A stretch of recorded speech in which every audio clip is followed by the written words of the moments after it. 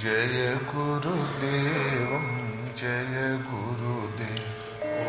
जय गुरुदेव जय गुरुदेव। ओम अशरण शरण शरण प्रभुले।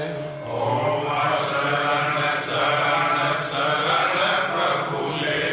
ओम जय गुरुदेव जय गुरुदेव। ओम जय गुरुदेव जय गुरुदेव। गुरु राखहि जो कोप विधाता। गुरु राखहि जो कोप विधाता। गुरु रूठे नहीं को जग त्राता। गुरु रूठे नहीं को जग त्राता। गुरु के वचन प्रति तन जाई। गुरु के वचन प्रति तन जाई। सपने हूँ सुख मन सुख सिद्धि ताही। सपने हूँ सुख मन सुख सिद्धि ताही।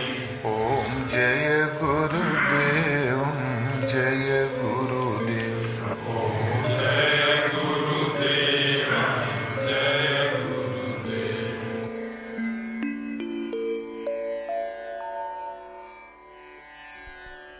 ब्रह्मानंदं परम सुखदं केवलं ज्ञानमूर्तिं द्वन्द्वातीतं गगनसदृशं तत्त्वमस्यादिलक्षणम् एकं नित्यं विमलमचलं सर्वधी साक्षीभूतम् भावातीतं त्रिगुणरहितं सद्गुरुं तं नमामि। बोलो श्री गुरुदेव भगवान की जय। आज का प्रश्न है गाय। रामचरितमानस में 70 बार गाय शब्द आया है, जिसमें 17 बार गाय उदाहरण है, 13 बार वस्तु और 40 बार गाय गो शब्द इंद्रियों का संबोधन है, जिसके लिए भगवान का अवतार होता है। आरंभ में 17 बार उदाहरण के रूप में गो शब्द का प्रयोग किया गया है। अधम निशाचर लीने जाई जिमी मलेच्छ वस कपिला गाई। अधम जब सीता चोरी चली गई तो वहां महापुरुष कहते हैं कि वो अधम निशाचर सीता को यूं ले जा रहा था जैसे किसी कसाई के बस में कपिला गाय। यहाँ गाय एक उदाहरण है। और श्याम सुरभिपय विशदयस्ति गुणद करई सब पान। गिरा ग्राम्य सिया राम यश को न सुने यस जान। श्यामा रंग की गाय काली है, दूध गुणकारी है, इसलिए सभी उसका सेवन करते हैं। हमारी कविता भी ग्रामीण भाषा में है, किंतु सीता और राम जी का पवित्र गुण है, इसलिए अवश्य सब आदर करेंगे। यहाँ गो शब्द एक उदाहरण है और 13 बार गाय वस्तु है। जब भरत ने पिता की अंत्येष्टि की, भये विशुद्ध दिए शब्दाना धेनु बाजी गजबान नाना। गाय दी, घोड़ा दिया, हाथी दिए, पालकी रथ इत्यादि नाना वाहन दान में दिए। अर्थात ये एक देने लेने की वस्तु हुई। जो स्थान गज का है और वाहन का है, वही गाय का। नंदी मुख शराद करी जात कर्म सब कीन। हाटक धेन वसन मणि नृप विप्रन कहाँ दीन। भगवान राम इत्यादि चारों भाइयों का जब श्राद्ध इत्यादि किया तो हाटक माने सोना, धेनु, वस्त्र, मणिय इत्यादि राजा ने विप्रों को दान दिया। जो स्थान मणि का है, वस्त्र का है, वही गो का है। सब देने लेने की वस्तु, अर्थात ये एक संपत्ति है। जब विश्वामित्र मांगने आए तो दशरथ ने कहा, भगवान आपने कष्ट किया, यहाँ तक आने का मैं धन्य हुआ। आप जो चाहे मांग ले। मांगहु धेनु धरणी धन कोशा, सर्वस देहु आज शहरोषा। आप धेनु मांग ले, धरती मांग ले, धन पूरा खजाना मांग ले, आज मैं सर्वस्व देने को तैयार हूं। विश्वामित्र ने कहा, नहीं राजन, इनमें से हमको कुछ भी नहीं चाहिए, हमें 2 बालक दे दो, राम और लक्ष्मण। तो यहां पर भी गाय, धरती, धन, खजाना एक देने लेने की वस्तु। गाय का उपयोग वस्तु के रूप में हुआ। और 40 बार गाय, गो माने इंद्रियों का संबोधन है, जिसके लिए प्रभु का अवतरण होता है। स्तुति करते हैं भगवान की कि जय जय शूर नायक जन सुखदायक, प्रणत पाल भगवंता, गोद हितकारी जय असुरारी, सिंधु सुता प्रिय कंता। जय है देवताओं के नायक, सारे सुखों को देने वाले प्रभु, आप गो और दुज के हितैषी हैं। सिंधु सुता लक्ष्मी के स्वामी है। अविगत गोतीतम चरित पुनीतम, माया रहित मुकुंदा। आप सबसे अतीत, गो से अतीत, माया से अतीत और स्वयं अपने में ही प्रसन्न हैं। गो के हितैषी भी हैं राम और गो से अतीत भी हैं राम। बताओ गो क्या है? जिसमें संसार फंसा है, भगवान उससे अतीत है। अनवद्य अखंडन गोचर गो, भगवान अवध्य है, अखंड है, वो गोचर नहीं है और नहीं गो है। गोचर माने संसार, जहां इंद्रियां अपने करनी के अनुसार बार बार पिंड रूप में जन्म लेती है, फिर अपना भोग ढूंढती है सृष्टि में, विविध प्रकार के भोग भोगती है, सृष्टि विधाता की गोचर है। तो भगवान गोचर नहीं है और न गो ही है। भला क्यों? कि सब रूप सदा सब हो इन गो, वो सर्व रूप है, सदा एक रस है, वो गो हो भी नहीं सकते। यहाँ गो इंद्रियों का संबोधन है। इन्हीं इंद्रियों का संयम करके महापुरुष ध्यान में प्रभु को पाते हैं। जिति पवन मन गो निरश करी मुनि, ध्यान कबहु क पावहीं। पवन को जीत कर, गो को निरस करके मुनि ध्यान में भगवान को पाते हैं। क्या करें? गाय का दूध सुखा दें अथवा खून ही सुखा दें, अस्थि पंजर बना दें, तब भगवान ध्यान में आएंगे? ऐसी बात नहीं। यहाँ गाय से कुछ लेना देना नहीं है। पहले श्वास को जीतो, श्वास में विचरने वाले वायु को शम करो, श्वास स्थिर करो और गो संयम करो। विषय रूपी रस से इनको अलग करो। जिस क्षण विषय रूपी रस से ये अलग हुई इंद्रियां, तुरंत भगवान ध्यान में उतर आएंगे। ये अभ्यास लंबा है, इसलिए मुनि ध्यान कबहु क पावहीं। यहाँ गो माना इंद्रियों का संबोधन है। वशिष्ठ के पास नंदनी थी और देवताओं के पास कामधेनु। ऋषियों के पास नंदनी।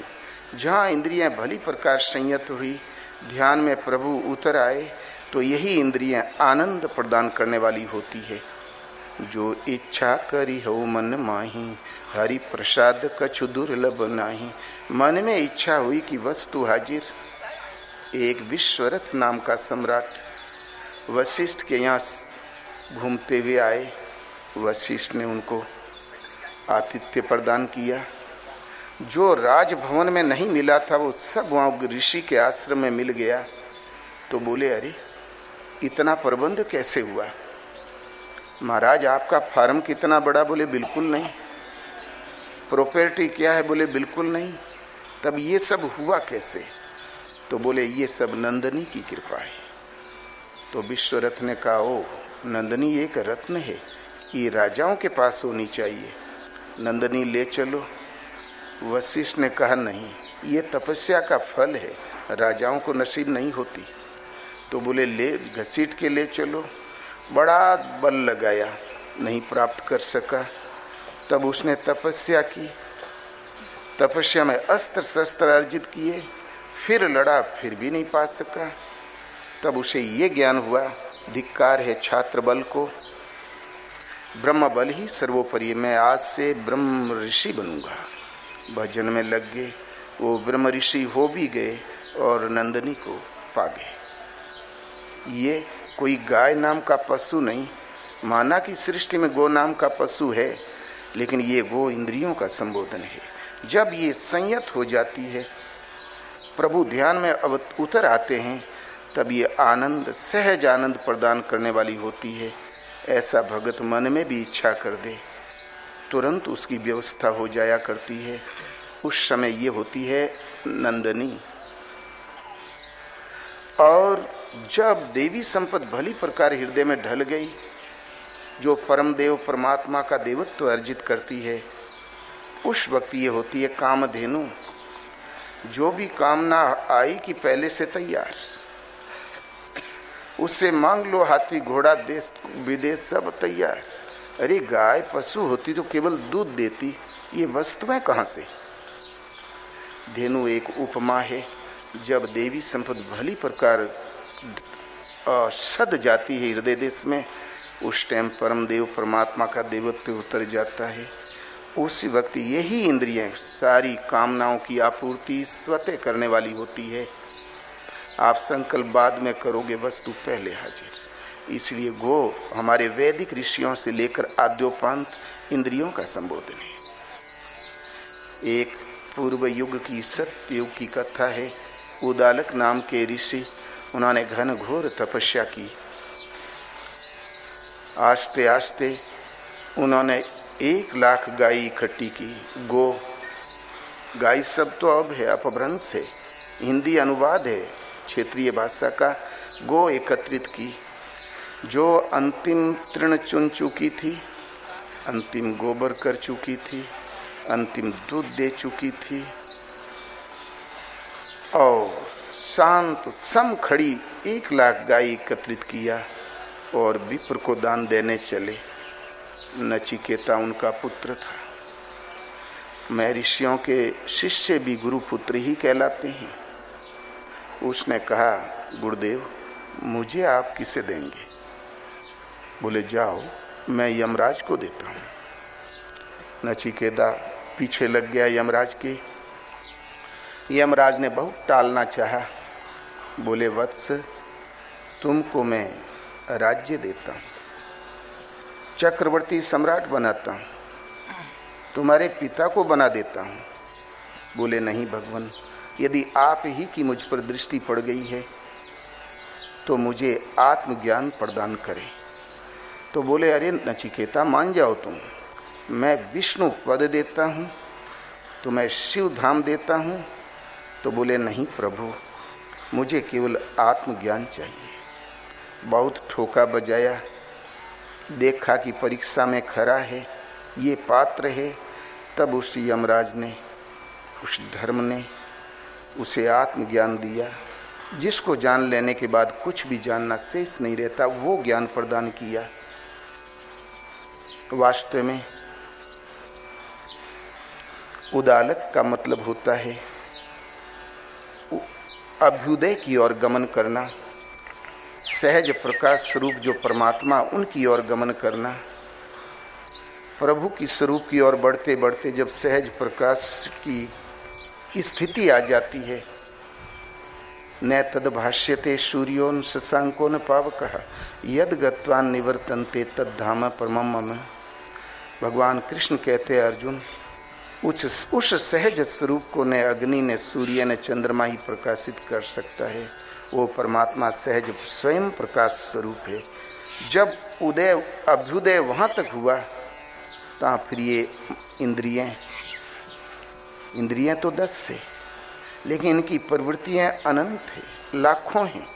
इन इंद्रियों की जो लाखों विषय उन्मुख प्रवृत्तियां थी वो सिमट के शांत सम खड़ी हो गई। अंतिम तृण ले चुकी, अंतिम भजन कर चुकी, अंतिम मल त्याग कर चुका। इंद्रियों के अंतराल में जो मल आवरण विक्षेप है, जन्मांतरों के संस्कार का जो संग्रह है, वो भी अंतिम त्याग कर चुका, अंतिम परिणाम दे चुकी। अब वो न शुभ परिणाम देगी न अशुभ। ऐसे योगी के कर्म अशुक्ल और अकृष्ण होते हैं। उनके कार्यकलाप का न शुभ संस्कार पड़ता न अशुभ। जब इस कसौटी पर आ गई गो, तब फिर वो विप्र को दान देते हैं। ब्रह्म स्थित महापुरुष सदगुरु के प्रति भली प्रकार समर्पण की स्थिति आती है। उस टाइम यम माने होता संयम, अहिंसा, सत्य, अस्तेय, ब्रह्मचर्य और अपरिग्रह, 5 यम है। यम शब्द यहाँ बदनाम हो चुका है। यम का अर्थ होता है यमराज, जो हमें मृत्यु देगा। ऐसी बात नहीं है। यम माने होता है सर्वांगीण संयम, जहां सदा संयम। उस वक्त चित्त नचिकेता, न चित्त करता, चित्त अकर्ता हो जाता है। इंद्रियों की लाखों प्रवृत्तियां जब शांत सम स्थिर हो जाती है, अंतिम मल त्याग चुकी, अंतिम संकल्प कर, वो चिंतवन कर चुकी, परिणाम दे चुकी, तहाँ फिर ये चित्त अकर्ता हो जाता है।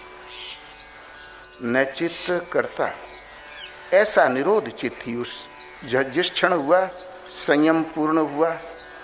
इस संयम के सदते ही इसकी आड़ में जो खड़ी सत्ता है, उसी का नाम है परमात्मा। परमात्मा की वह परशक्ति जो न्याय करती है धर्म।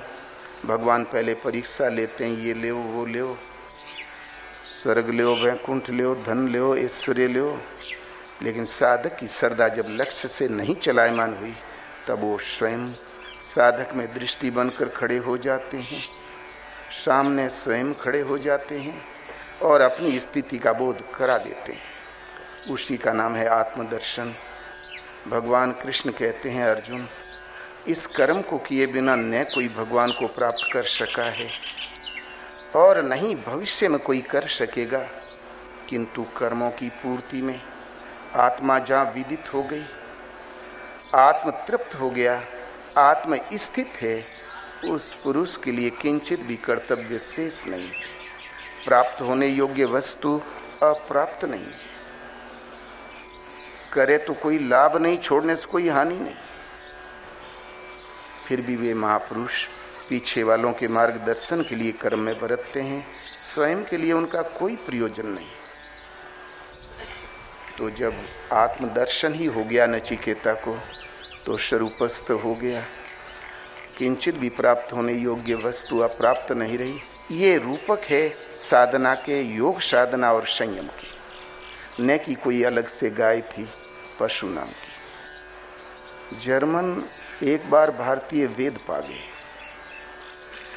सब पर बड़ी लंबी खोज हुई। एक श्लोक ऐसा मिल गया कि गो जब पृथ्वी से ऊपर उठ जाती है, आकाश में खो जाती है, लौट के पृथ्वी पर नहीं आती। एक दार्शनिक 1 महीना अपने कमरे में बंद रहा, इस एक वाक्य पर विचार करता रहा कि इसका मतलब क्या। अंत में उसने ये निर्णय दिया कि भाई भारत में गो नाम का कोई पक्षी होता है, वो पृथ्वी पर चलता है, यदा कदा उड़ जाता है, फिर लौट के नहीं आता। क्या भारत में ऐसा कोई पक्षी है? गो माने इंद्रियों का संबोधन है। ये इंद्रियां सिमट कर जब संयत हो जाती है, देहाध्यास से जब ऊपर उठ जाती है, तो आकाश कहते हैं पोल को, आकाश कहते हैं शून्य को। ये संकल्प विकल्प से रहित जब होने लगती है, तो आकाशवत, फिर शने शने आकाशवत होती चली जाती है। सर्वथा शांत हो जाने पर उस परम तत्व परमात्मा का दर्शन और प्रवेश पा जाती है। फिर लौट के आवागमन में कभी नहीं आती। वो पिंड रूप में इंद्रिय फिर आकार धारण नहीं करती। गो पृथ्वी पर नहीं आती, अर्थात शरीर रूपी पृथ्वी का आकार प्राप्त नहीं करती, वो भवबंधन से मुक्त हो जाती है। आज हम कहते हैं गो माने इंद्रिय, किंतु वैदिक काल में गो का माने इंद्रिय नहीं था। गो शब्द जहां मुंह से निकला सब समझ जाते थे, हाथ पांव नाक कान इन्हीं की ओर इंगित किया जाता है। कालांतर में भाषाएं बदल गई, इसलिए आज समझाना पड़ता है कि गो माने इंद्रिय। किंतु वैदिक काल से जितने महापुरुष हुए हैं उन सब की दृष्टि में गो केवल इंद्रियों का संबोधन, इनके संयम की स्थितियों का चित्रण है, अन्य कुछ नहीं। इस इंद्रियों का संयम हम कर भी तो नहीं सकते। क्यों? हमारे पास है क्या? गो गोचर जहां लगी मन जाई, सो सब माया जाने भाई। इंद्रियों और इंद्रियों के विषयों में जहां तक मन कल्पना कर सकता है, बुद्धि निर्णय ले सकती है, सो सब माया जाने भाई।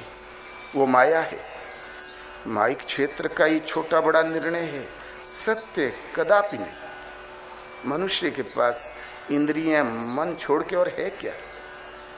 इनसे हम कुछ भी निर्णय ले ले, वो माया है।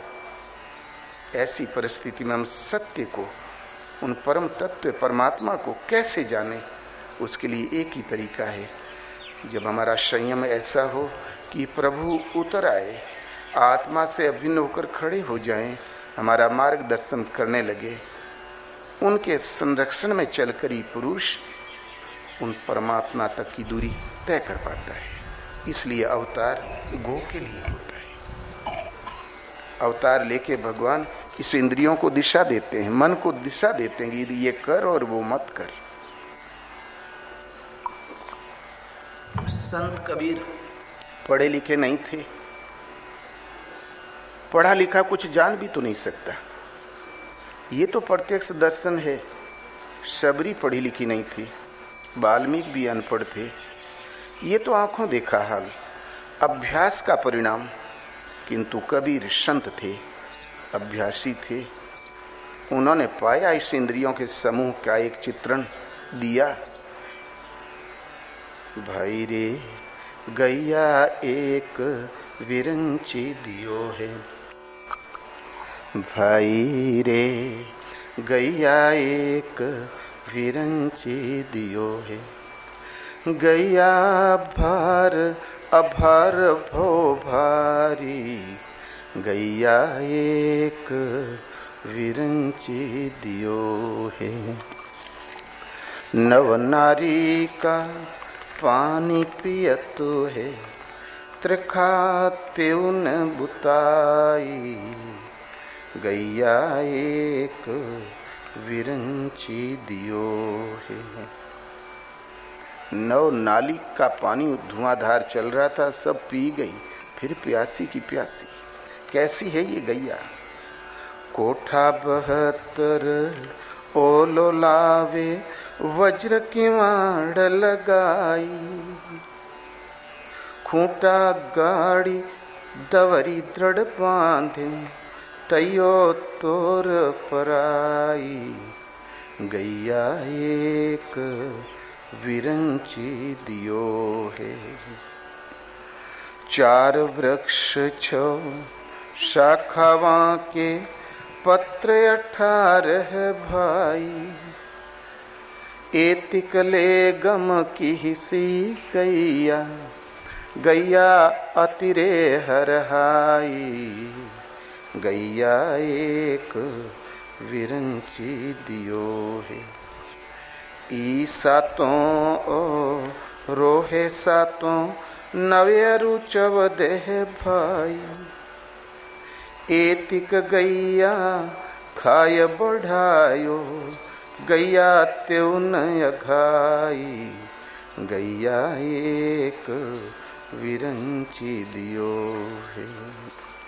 गैया भार अभार भव भारी, गैया एक विरंची दियो है।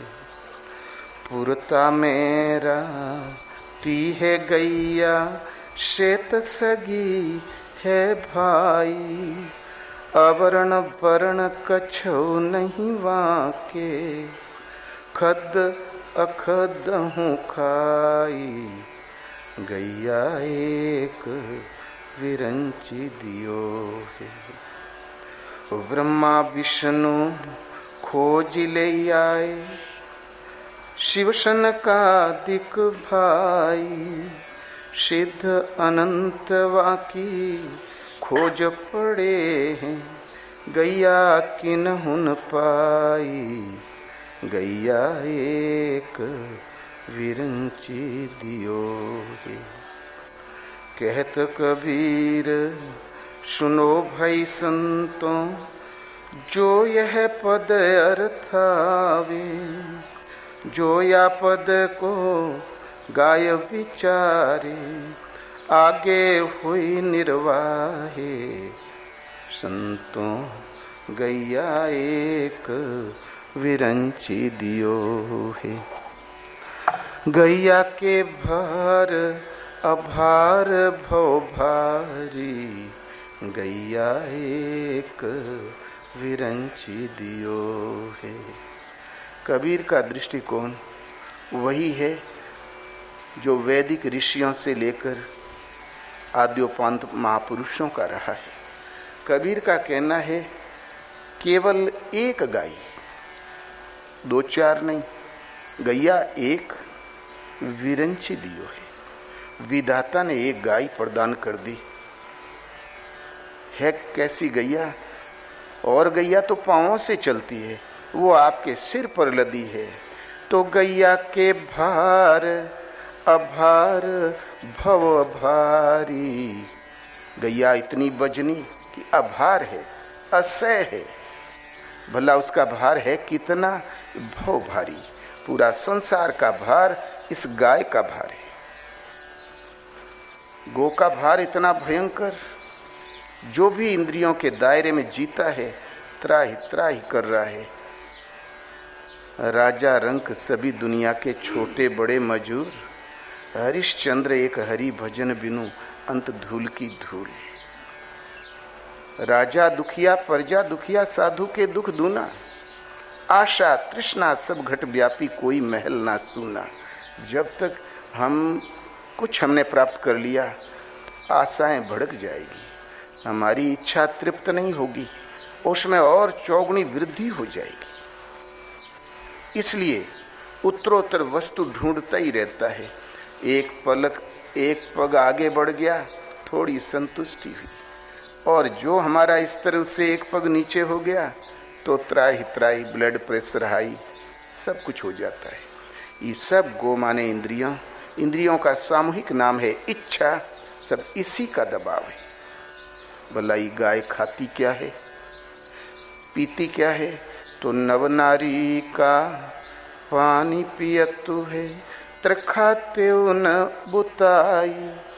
नव द्वारे पूरे देही, ये 9 दरवाजों वाला शरीर है। ये एक नगरी है। नवों इंद्रियों से रात दिन विषय रस स्राव होता रहता है। ये पीती रहती है इच्छा, गो का सामूहिक स्वरूप, लेकिन तृप्त कभी नहीं हुई। रावण को पूरा विश्व एक साथ मिल गया कि ब्रह्म सृष्टि जहां लगी तनुधारी, दशमुख सब बरती नर नारी। लेकिन फिर भी एक औरत की कमी ही रह गई, उतनी इच्छा अधूरी लेके मर गया। क्यों? एक प्राप्ति आगे वाली प्राप्ति की इच्छा को जन्म देती है, इसका कभी अंत नहीं। सारे आवागमन का बोझा उसी का भार है। तो त्रिखा तेऊ ने बुताई, 9 इंद्रियों से रात दिन विषय रूपी रस ग्रहण करती है, तृप्त कभी नहीं हुई। फिर इस गैया को महापुरुषों ने इसको ढूंढ निकाला कि कोठा 72 ओलो लावे, वज्र की वाड़ लगाई। कोठा माने होता है कमरा। शरीर एक, हृदय एक कमरा है। हृदय बहुत गंदा है, इसमें मल आवरण विक्षेप भरा है। जन्म जन्मांतरों के संस्कारों की रीलें पड़ी हुई है। न जाने अगली रील कैसी और किस योनि में फेंक दे। इसकी पहले सफाई करके, ये शुद्ध विशुद्ध करके हृदय को, 72 माने होता बहुत सुंदर, अति उत्तम, हृदय रूपी कोठड़ी को बिल्कुल शुद्ध करके गो को समेट के उसमें लो लगा दिया, इंद्रियों की प्रवृत्ति को समेट के हृदय के अंदर लो लगा दिया, लेकिन फिर भी टिकी नहीं। तब खूंटा गाड़ी दवरी दृढ़ बांधे। खूंटा एक गड़ी वस्तु का नाम है जो स्थिर होता है, श्वास ही खूंटा है। कबीर ने कहा, चलती चकिया देख के दीहा कबीरा रोए और 2 पाटन के बीच में साबित बचान खोए। तो उनका एक प्रिय शिष्य था कमाल, बोले नहीं गुरु महाराज, साबित बचने का भी तरीका है। तो चलती चकिया देख के हंसा कमाल ठठाए, कीली से जो लग रहे ताही काल ना खाए। कीली है श्वास, श्वास से जो कोई लग जाए, मन को सब ओर से समेट के श्वास में सूरत लगा दे तो उसको काल नहीं खाएगा। तो श्वास ही खूंटा है, श्वास चलायमान है, इसमें तरंगे लहरें उठती करती है, भली और बुरी सदा उठा करती है। इसको पहले गाड़ो, श्वास को निरोध करो, स्थिर करो और सूरत की रस डोरी से श्वास में इस मन को बांध दो। ये बांधने के लिए आपको प्रयत्न करना पड़ेगा, रात दिन दवरी दृढ़ बांधे, रात दिन दौड़ लगाओ और बांधो, रात दिन श्रम करो, जागत में सुमिरन करे, सोवत में लो लाए, सूरत डोर लागी रहे तार टूट ना जाए। जब तक जागो सुमिरन करो, सोवो तो लो लगाकर सो के उठो तो सूरत वहीं लगी मिले। 8 पहर लागा रहे तार टूट ना जाए, अहरनिश श्रम करो, यही है दौड़ लगाना। श्वास को स्थिर किया, अहरनिश श्रम करके दौड़ के दृढ़ता से बांधा, दौरी दृढ़ बांधे हूं तैयो तोड़ पड़ाई। तभी किसी न किसी बहाने से ये तुड़ा के भाग ही जाती है। कभी कभी श्वास बिल्कुल स्थिर है, कोई पूर्व जन्म का संस्कार उभड़ के सामने आया, एक धक्का दे दिया, भाग खड़ी हुई। कभी किसी भगत ने कोई गहरा दुख बता दिया तो महापुरुष लोग भी 2 मिनट के लिए चौंक जाते हैं, तुड़ा के भग गई। तो खूंटा गाड़ा श्वास को स्थिर किया, चंचल श्वास को स्थिर किया, अहरनिश श्रम करके दौड़ के दृढ़ता से इसमें सूरत की डोरी से बांधा, तैयो तोड़ पड़ाई। तब भी ये इंद्रियां भटक ही जाती है, सूरत बहक ही जाती है। भगवान शिव को पार्वती ने ध्यान में बैठाया, शरीर तो बैठा था, भोलेनाथ गायब थे। पार्वती ने निरीक्षण किया कि भोलेनाथ तो है नहीं, केवल शरीर बैठा है, प्रभु गए कहां? तो पार्वती ने ध्यान से देखा तो बोले, ओ आकाश में मृतलोक की स्त्रियों के साथ दौड़ धूप कर रहे हैं। तुरंत पार्वती पहुंची आकाश में, उन मृतलोक की स्त्रियों को काट के गिराया तलवार से और भोलेनाथ को लाके पुनः ध्यानस्थ कर दिया। ये एक रूपक है, शंकारी से शंकर है। शंकाओं से अतीत होकर कोई महापुरुष, कोई भक्त जब चिंतन में ध्यान में लगता है तो हम तो बैठे हैं, शरीर बैठा है, शांत हैं, जाग भी रहे हैं और सूरत भग गई। वो किसी विकार को लेकर उसका चिदाकाश में शून्य में नक्शे बनाने लगी, मृतलोक की प्रवृत्तियों के साथ, स्त्रियों के साथ गणित लगाने लगी। यदि प्रेम ही पार्वती है, वृत्ति में प्रेम का प्रवाह है तो तुरंत निरीक्षण होगा। बोले अरे शरीर बैठा है, सूरत तो गायब है। तुरंत दौड़ के जिन जिन के संयोग है उनको त्याग रूपी तलवार से काटकर पुनः सूरत को लाके ध्यान में स्थिर किया। जहां भी सूरत जाए बार बार लाके उसको स्थिर करो, इसी का नाम अभ्यास है। तो खूंटा गाड़ी दवरी दृढ़ बांधे तैयो तोड़ पड़ाई। तब भला तुड़ाती किन माध्यमों से है? पहले तो सांसारिक दृश्यों से, और कहीं भजन पकड़ में आ गया, कुछ बोले डोले का सहूर आ गया तो गरमा जाता है शास्त्रों को लेके।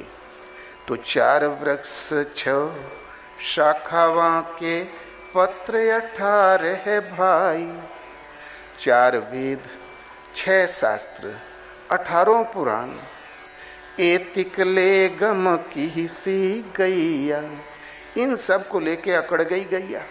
बोले वाह, मेरे ऐसा विद्वान और कौन, मैं अब वेद वाक्यों से ही चर्चा करूंगा। इतना लेके वो गम अहम में आ गई गैया। सारी इंद्रियां सिमट के उसी से अकड़ गई। गई तो थी भगवान को ढूंढने, प्रभु से भेंट करने, और कुछ पोथा लेके हट गई, संतुष्ट हो गई। इसलिए है बड़ी हरहाई। गैया अतिरे हरहाई, गैया एक विरंची दियो है। गैया बड़ी हरहाई है। हरहाई वो कहती है लाइन को छोड़ के बेलाइन चले, मार्ग को छोड़ के कुमार्ग चले। भला किताबों में संतुष्ट हो गई। बांधने पर भी तुड़ा के भाग जाती। मैं जब न भजन सही होता तो मैं ज्ञानी हूँ, मैं ध्यानी हूँ, मेरे समान कौन। ये भी भागना हुआ। साधक को चाहिए कि जब तक लक्ष्य न मिल जाए, बीच में शास्त्री सही, जानकारी ही सही। इन जानकारियों के द्वारा जिन प्रभु को ढूंढते थे वो तो नहीं दिखाई पड़े। कदाचित बीच में इन वातावरण में उलझ जाती तो बड़ी हराई, धोखा दे गई। अब इस गैया के विचरण का खाद्य सामग्री स्थान कौन सा, ये खाती क्या है, तो गैया का भोजन बताते हैं। ई सातों और हैं सातों नवयरु चवदेह भाई। शास्त्रों में आता है 7 पतन के लोक हैं, तल, वितल, सुतल, तलातल, महातल, रसातल। इस प्रकार 7 पतन के रास्ते, वहां तक तो नीचे जाती है अधोगति में, और 7 उत्थान के रास्ते जिसमें ब्रह्मलोक, गोलोक, स्वर्गलोक, महलोक, महरलोक। सच पूछो तो ये योग पथ की 7 भूमिकाएं हैं। शुभ इच्छा, सुविचारणा, तनुमानसा, सत्वापक्ष, असंग शक्ति, पदार्थ भावनी और तुरीयगा। पहली उत्थान, ईश्वर की ओर उत्थान करने के 7 स्टेज हैं। पहला है सुविचार, शुभ के लिए विचार करो। दूसरा है नहीं शुभ इच्छा, शुभ के लिए इच्छा करो। फिर सुविचार, उसके ऊपर विचार। जहां विचार स्थिर हुआ तो फिर तनु मानसा। अब तक तो हम शरीर में तन वाले थे, अब मन में शरीर वाले हो गए। फिर सत्वा पक्ष, जो नित्य सत्य है परमात्मा, उनका पक्ष सुदृढ़ हो गया। तहां असंग शक्ति, संसारी में रह के भजन करना। संग तो गली गली में, कदम कदम में संग आवे, और असंग रहने की क्षमता। पदार्थ भावनी, संसार एक पदार्थ है, इंद्रियों का खाद्य पदार्थ है, इसका अभाव ये एक अवस्था है। ये इस तरह आता है, तब सिया राम में सब जग जानी, करहूं प्रणाम जोरी जुग पानी। जहां माया दिखाई देती थी वहां भगवान का संचार दिखाई देने लगता है। पदार्थ का अभाव हो जाता है। जाएगी भी तो कहां जाएगी, निज प्रभु में देखें जगत के हिसन करें विरोध। जहां भी दृष्टि पड़ी आराध्य देव के स्वरूप को खड़ा पाया। अब भोग ढूंढे तो कहां ढूंढे, इसका नाम है पदार्थ भावनी, पदार्थ का अभाव, संसार के भोग पदार्थों का अभाव और ईश्वरीय संचार। इसके बाद अंतिम स्टेज है तुरीयगा, मन एक तुरंग है, इस पर अस्वार। पहले मन हमें भटकाता था, अब हम जिधर चाहे उधर रख सकते हैं। ये 7 भूमिकाएं भगवत पथ की है। जहां इस 7वीं पार किया तो भगवत्ता है। इस पर कबीर बल देते हैं, ये भी गो का ही क्षेत्रफल है। तो ई 7 कौन पतन वाली मार्ग, वहां भी गैया ही विचरती है। ई 7 और है 7 ऊर्ध्व रेता स्थिति की 7 भूमिकाएं, 7 लोक। नवयरु चवदेह भाई, पृथ्वी के नवखंड और विधाता के 14 लोक। एतिकले गैया खाय बढ़ायो, एक गाय का ही सब भोजन है। इंद्रियें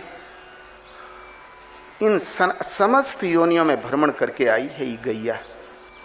एतिकले गैया खाय बढ़ायो, इन सब के उपभोग इसने किए हैं। गैया तेयो ने अघाई, गैया एक विरंची दियो है। गैया तब भी तृप्त नहीं हुई। कागभूषुंड कहते हैं, कौन सो जोनि जन्मे जहन नाही, मैं खगेश भ्रमी भ्रमी जग माही। देखे सब करी कर्म गोसाई, सुखी न भयों अब ही की नाई। देव दानव ऊंच नीच ब्रह्म पर्यंत दूरी हमने तय की, सब योनियों में भटका, लेकिन इस बार जैसा मैं सुखी हुआ किसी योनि में कभी नहीं हुआ। क्यों? यही तन राम भक्ति मम जामी, इस कौवे के तन में मुझे राम की भक्ति प्राप्त हुई है, इसलिए प्रिय नहीं परम प्रिय है। तो इस समस्त विधाता की सृष्टि को गैया ने खाया है, उपभोग किया है, हर योनि का उपभोग किया है, खा के खत्म भी कर दिया भोग, लेकिन पेट कभी नहीं भरा। गैया बड़ी खतरनाक। भला इस गैया का स्वभाव कैसा है, इसका प्रीतिकर घर कौन सा है? तो पुरता में रहती है गैया, सेत सगी है भाई। भगवान का नाम त्रिपुरारी है। जेहि पर कृपा न करें पुरारी, सो न पाओ मुनि भक्ति हमारी। चाहे त्रिपुर कहो चाहे पुरारी कहो, ये सृष्टि एक त्रिगुणमयी प्रकृति त्रिपुर है। इसी पुर में, इसी त्रिगुणमयी प्रकृति में अनुरक्त है गैया। इंद्रियां तो भोग चाहती है, ये सदैव सुख चाहती है, ये भगवान को कभी नहीं चाहती। इसलिए केवल इस माया नगरी में अनुरक्त है गैया, इस त्रिपुर में अनुरक्त है गैया। पुरता में रहती है गैया, इसी नगरी में अनुरक्त है ये गैया। और श्वेत सगी है भाई, झूठ मूठ की बेपैसे की रिश्तेदार बनी हुई है। ये इंद्रियें, ये मन जहां तहां जुगाड़ पा जाता वहां संबंध जोड़ लेता है, लेकिन सारे रिश्ते नाते झूठ। जहां श्वास की डोरी का क्रम टूटा तो शोईपुर पाटन बहुरी ने देखा आई। ये व्यर्थ के रिश्ते थे, यदि सच होते तो कोई तो साथ चलता, कभी नहीं। इसलिए सेत माने मुफ्त की, सेत सगी है भाई, अत्यंत सगी रिश्तेदार है ये। अवर्ण, फिर ये कोई कहो कि मर्यादा हो इसके पास, वो भी नहीं। अवर्ण वर्ण कछो नहीं वाके, इसका कोई शुद्ध कुलीन वर्ण नहीं है, न इसका कोई अवर्ण है। ये जिस जोनी में गई वही भोजन किया और उसी रहनी में रही है। एक महाराजा भरत चक्रवर्ती सम्राट थे, ऋषभदेव के सुपुत्र। उन सम्राट को एक दिन संसार फीका लगा। उनको इतना नशा था अपनी और चक्रवर्ती सम्राट के पद का कि बोले, महामंत्री जरा इस पहाड़ की शुभ्र शिलाओं में मेरा यशोगान लिखवाओ। मंत्री लौट के आए, बोले राजन कोई शिला ऐसी नहीं जिस पे न लिखा हो यशोगान, कहिए तो मिटा के लिखवा दूं। तब भरत स्वयं चढ़े और देखा, एक से एक महाराजा धीराज इंद्र का कान पकड़ के झटक दिया, सिंहासन अपने ले लिया। बड़ी बड़ी यशोगाथा। बोले ओ, ये यशोगाथा भी एक भ्रम है।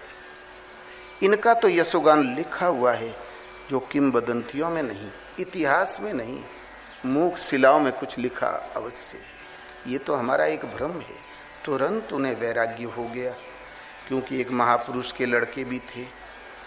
भरत मुनि दिगंबर भेष में रहने लगे। राजपाट सारे भोग तो देख ही लिया, वस्त्र कौन सा उन्हें सुख देता है। निवृत्ति हो चली थी, किंतु जहां परीक्षा की घड़ी आई तो जंगल में शेर दहाड़ा। भय बस एक मिर्गी जंप करके भागी। प्रसव काल था, मृग वो बच्चा वहीं पैदा हो गया कुटिया के ठीक सामने। वो मिर्गे का बच्चा उठ के मैं करके लगा घूमने।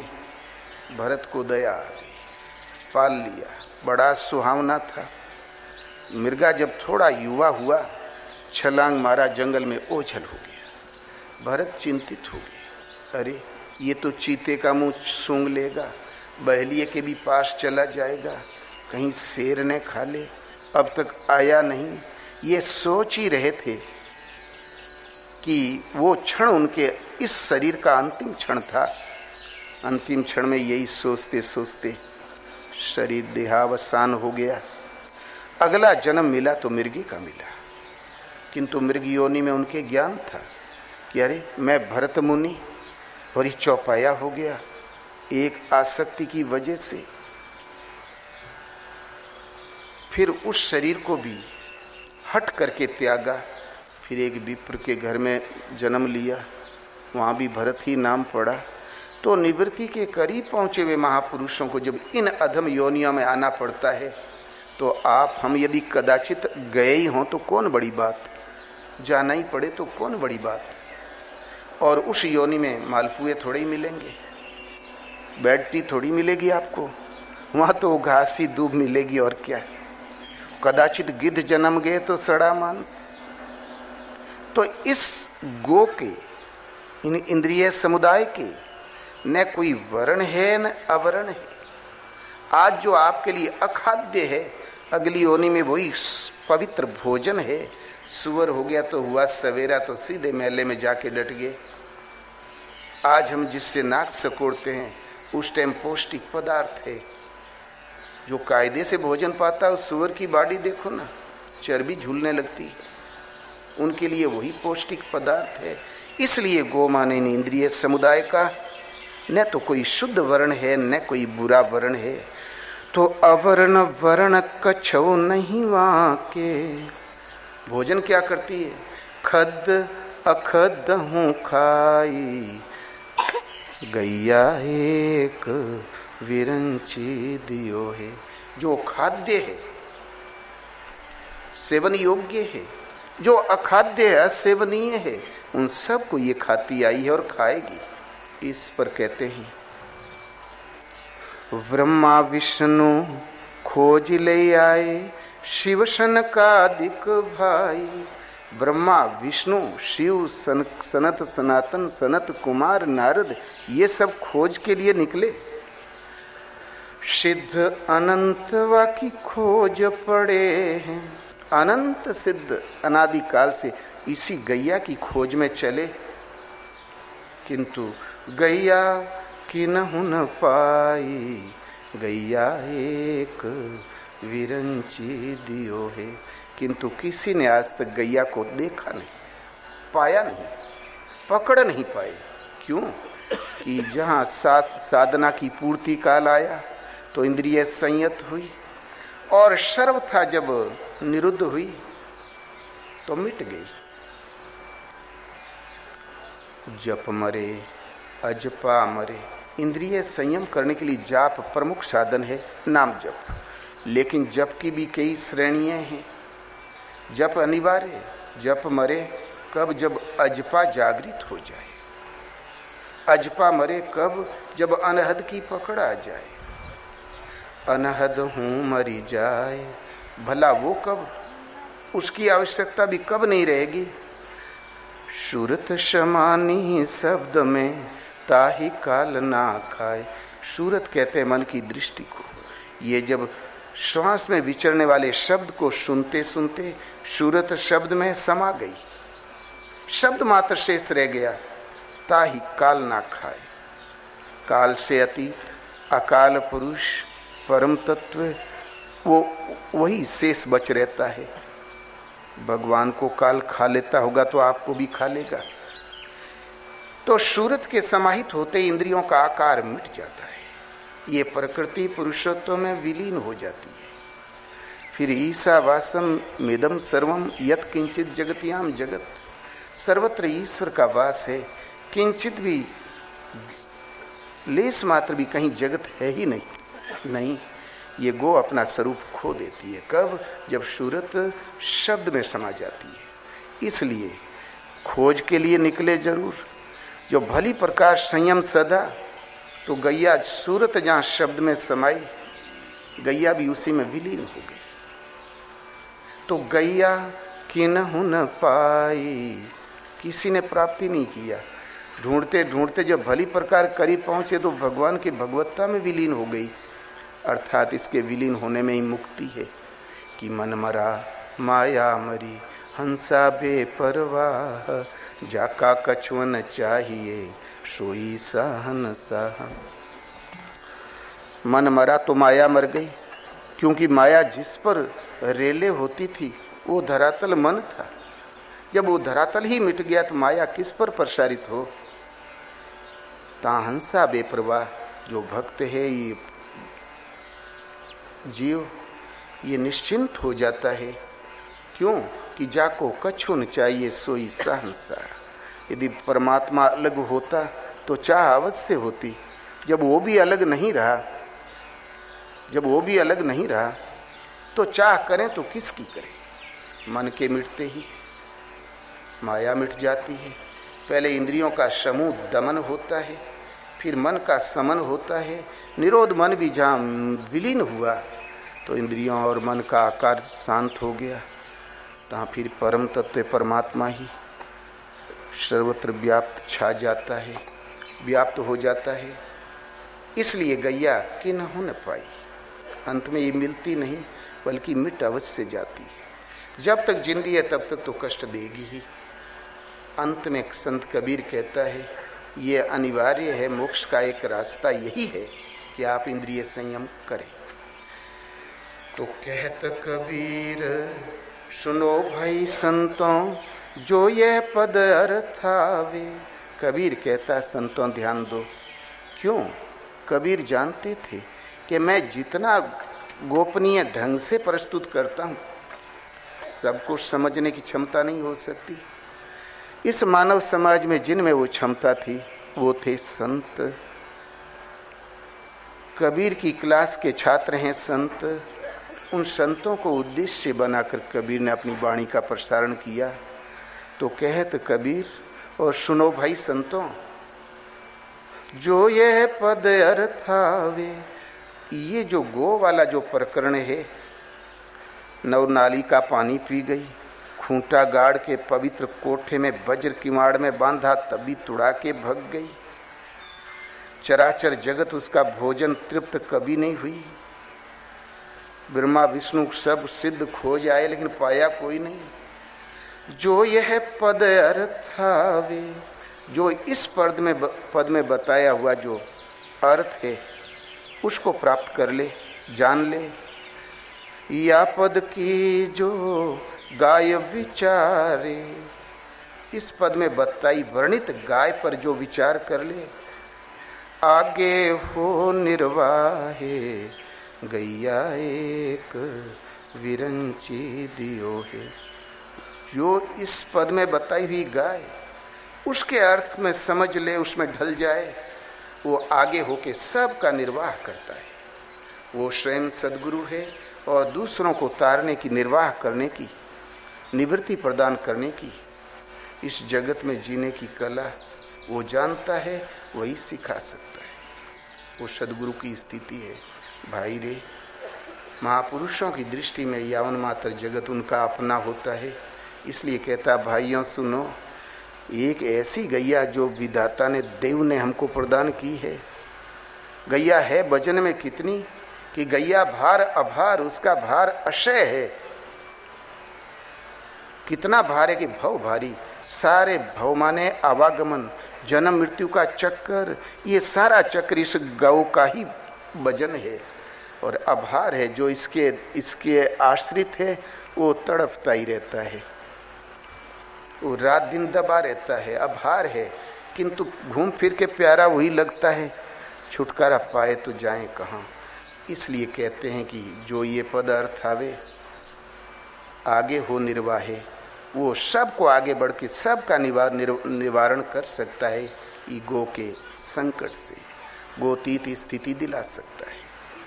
कबीर ने एक पद में अंकित किया कि माता मारे परम पद पावे, पिता बधे सुख होई, गो काटे वैकुंठ सिधावे, संत कहावे सोई।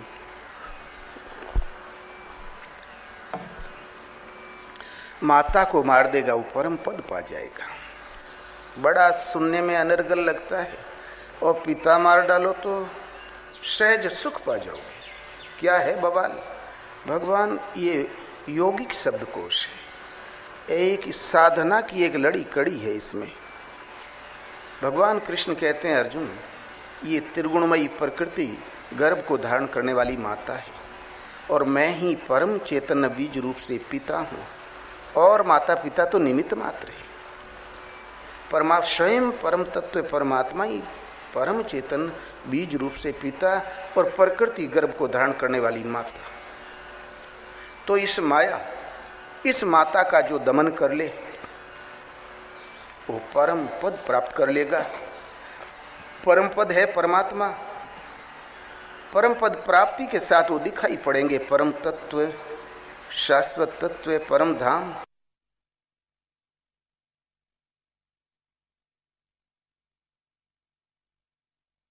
उन्हें जानकर वही हो जाता है।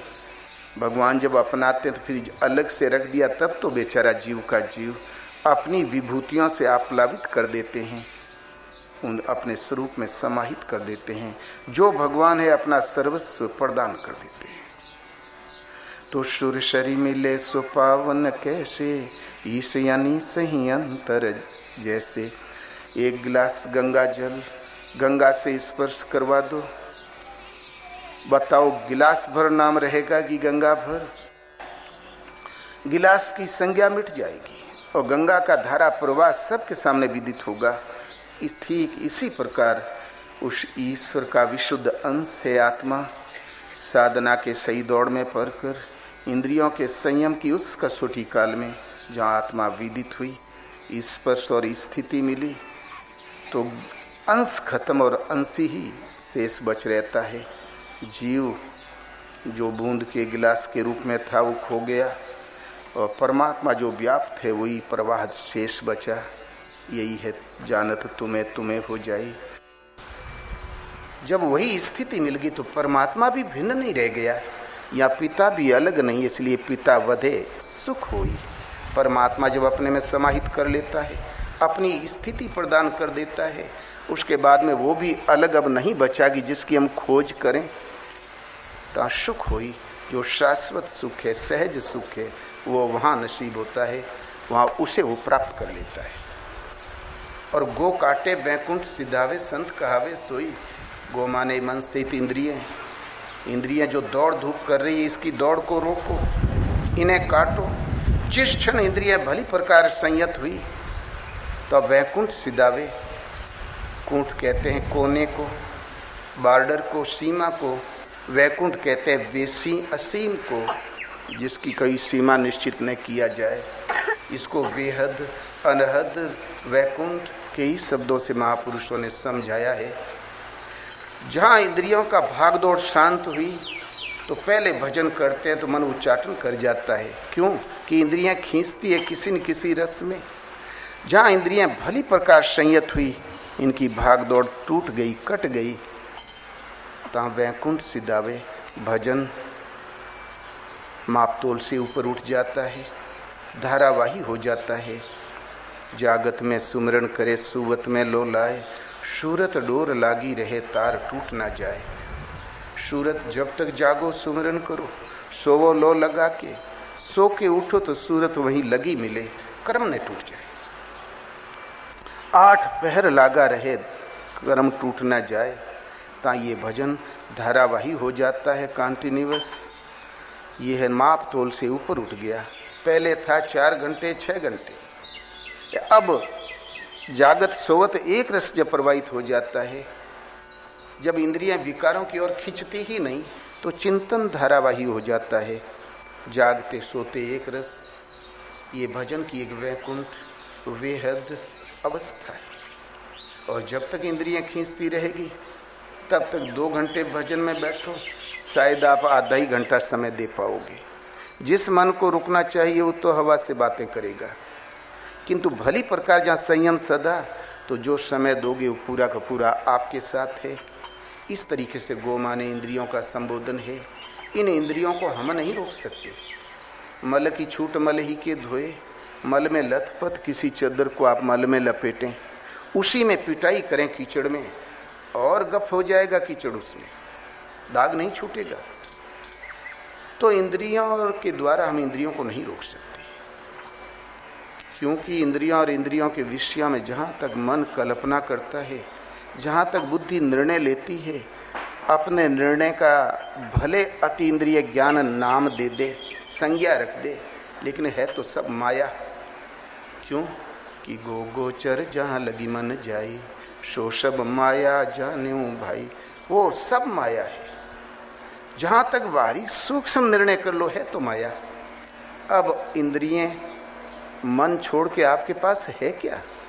बुद्धि है, विचार कर लोगे, मन है, कल्पना करेगा, आंखें देख लेगी, कान सुन लेगा। इन यंत्रों के द्वारा हम माया ही तक पहुंच पाते। कुछ भी कर लोगे माया है। ऐसी परिस्थिति में हम कैसे इस माया का पार पाएं? तो मन बस हो ही तभी जब प्रेरक प्रभु वर्जे। ये अयुक्त असभ्य मन तभी वश में होता है जब प्रेरक के रूप में स्वयं प्रभु रोकथाम करने लगे, आपकी आत्मा से अभिन्न होकर खड़े हो जाएं, उतर आए जहां आप हैं और आपको सार संभाल करें, उठाए बैठाए चलाए। उन्हीं के संरक्षण में चलकर पुरुष इन इंद्रियों का नियंत्रण कर पाता है। इसलिए भगवान अवतार लेते हैं तो गो के लिए, इस संयम के लिए। और जहां संयम सदा, तो स्थिति मिल गई। माना कि गाय नाम का हमारे पास एक पशु है, हम उसके ऋणी भी हैं। सभ्यता के आरंभ से लेकर आज तक इस गाय ने हमारा भरण पोषण किया है। भगवान शिव ने पहली बार इस गो नाम के पशु को पकड़ा, इसलिए उनका नाम ही पड़ गया पशुपतिनाथ। चलते थे बैल पर, क्या गजब की सवारी थी भोलेनाथ की। तब से ये गोवंश का उपयोग इस ढंग से हुआ कि पूरे विश्व में खेती, अन्न उपार्जन बैलों के गोवंश के ऊपर, उर्वरक गोवंश के ऊपर, पौष्टिक मक्खन, दूध, दही, जो कुछ सृष्टि में आज भी इससे पौष्टिक कुछ भी नहीं है, ये गोवंश के ऊपर। डेनमार्क इत्यादि में गायें 60 किलो 80 किलो तक दूध देती, बड़ी कदर है वहाँ पर। ये सारा भार उसके ऊपर, पानी खींचना उसके ऊपर, पुरवठ चलते थे, सिंचाई भी उसी के ऊपर, और पूरे विश्व में माल सप्लाई होता था तो गायों की पीठ पर। 1 लाख जो बैल रखता था, पीठ पे लाद के ले जाता था, वो बंजारा कहलाता था, वणिज का सम्राट। इसलिए गाय ने मनुष्य को हर तरीके से जिलाया है। इसके बिना कोई जीवन ही नहीं था मनुष्य का पूरे विश्व में। इसलिए भारत के दयालु साम्राज्य में गाय को माता का सम्मान दिया, माता के तुल्य है, आदर किया और रक्षा दी। आप माताजी की भरपूर सेवा करके मातृ ऋण से तो ऋण हो जाएंगे, लेकिन मोक्ष तो नहीं होगा। मोक्ष तो माताजी का और आप दोनों का एक हरि के सुमरन से ही होगा। ठीक इसी प्रकार गाय की सेवा करके आप गो ऋण से तो ऋण हो सकते हो, लेकिन कल्याण आपका और गाय का भगवान के सुमरन से होगा, और कोई तरीका है ही नहीं। रामचंद्र के भजन बिनु जो चह पद निर्वाण, ज्ञानवंत अपि सोपि नर पशु बिनु पूछ बिखान। राम एक परमात्मा के भजन के बिना यदि कल्याण चाहता है तो बगैर सिंह पूंछ का पशु है, वो बैल है, उसमें और पशु में कोई अंतर नहीं, ये असंभव है। बारी मथे घृत होय बरु, शिखता ते बरु तेल, बिनु हरि भजन न भवतरिये, ये सिद्धांत या पेल। पानी मथने से भले घी निकल आए, बालू पेरने से तेल, ये असंभव कदाचित संभव हो जाए, किंतु बगैर हरि के भजन के कोई भव पार नहीं हो सकता। ये सिद्धांत अकाट्य है। भगवान का एक नाम हरि है। जिस भगत को अपनाते हैं उसके शुभ अशुभ को हर लेते हैं, बदले में अपना स्वरूप प्रदान कर देते हैं। इसलिए परमात्मा का एक नाम हरि भी है। और कोई है ही नहीं तरीका। तो हम कह दो कि भाई गाय पूंछ पकड़ो बैकुंठ जाओ, ये और कोई भूत पूजो, तंत्र ले लो, मंत्र ले लो, अपवाद है। परंपरा और रूढ़ियां हो सकती हैं। इसलिए एक हरि का भजन करो। चलते फिरते उठते बैठते नाम याद आया करे। सुबह शाम बैठ के आधा घंटा 20 मिनट समय अवश्य दो। लड़का खिलाते खुरपी चलाते हर परिस्थिति में याद आया करे, तब भजन तुम्हारा ठीक है। भगवान बैकुंठ से भाग के नहीं आते, वो आपके हृदय में निवास करते हैं। आप संकल्प बाद में करते हो, पहले जानते हैं। वो जानते हैं कि प्रेम पूरित हृदय से श्रद्धा से ही जीव मुझे पुकार रहा है। तुरंत सुविधा देने लगेंगे, कुछ दिन में बातें करने लगेंगे, आपको सोते से जगाएंगे, कहेंगे बैठ बेटा कर भजन। तो जाके रथ पर केसो ताके कौन देसो, उस दिन से सारे संदेह दूर हो जाते हैं कि धर्म क्या है, भजन कैसे करें, तो भगवान ही मिटा देते हैं। इसलिए सब लोग सुमिरन करो एक परमात्मा का। भजन एक से दो, भगवान एक से दो कभी हुआ ही नहीं, होंगे भी नहीं। हाँ, नाम प्रभु के अनंत हैं, पूरा नाम कोई नहीं, वो अनिर्वचनीय है।